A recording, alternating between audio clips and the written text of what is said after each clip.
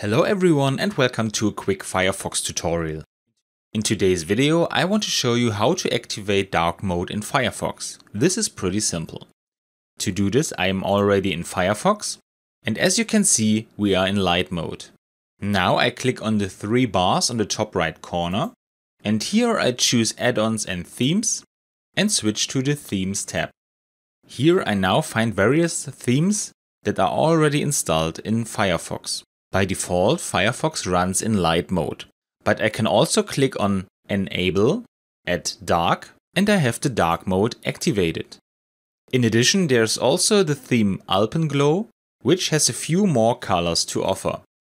But for this example, we stay with dark mode, and as you can see, Firefox runs in dark mode now. If that's not enough for you, you can also install other themes further down here. And with that, we are done. I hope you enjoyed the video and I will see you again in the next tutorial. Until then, your tutorial guy.